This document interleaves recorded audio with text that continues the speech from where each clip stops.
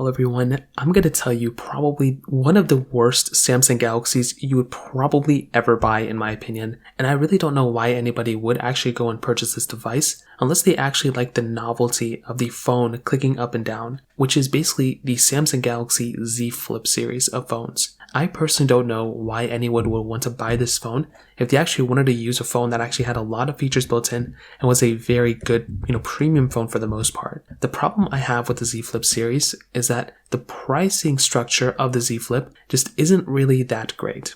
I feel like for what you're paying for, it's just you're literally paying for a phone that is kind of a watered down Galaxy S of this year. And I have always felt like you are better off buying the standard base Galaxy S of that year in the used market or even in the brand new market rather than buying the, current Z Flip series phone that, is currently, coming out. Now, unless you're doing a trade-in value or something, then that's one thing.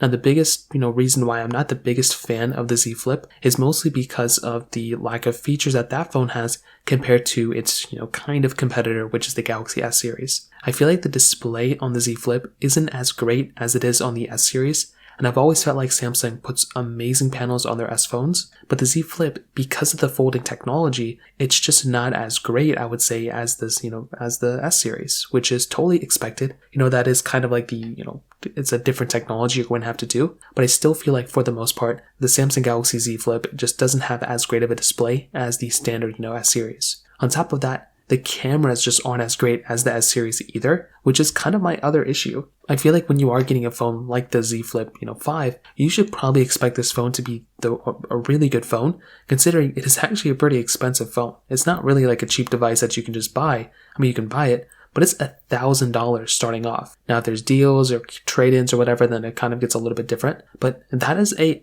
big amount of price to pay for a phone like this, where the standard Galaxy S is even cheaper than this one. On top of that, I would also say that the performance and everything is going to be about the same from this device to the standard S most of the time. There might be slight performance increases to the Z Flip of that year, but this year it doesn't really look like there was one. There was no Plus chipset of this year as far as I can tell. So that is also like another reason why this phone is now so similar to the standard Galaxy S. But I would also say on top of that, a phone like the Samsung Galaxy Z Flip, as of right now, it's just, it's a novelty that you're paying for that folding design. And if that's not that big of a deal to you, you are far better off purchasing a phone like a used Galaxy S of that year than the brand new Z Flip, in my opinion. So that pretty much covers it up. If you have any other thoughts or questions, let me know in the comment section below. Hit the like button, that'll mean so much, but definitely hit that subscribe button. More importantly than everything else, I love every single one of you guys. Hopefully I'll catch you guys in the next video. Peace out till then.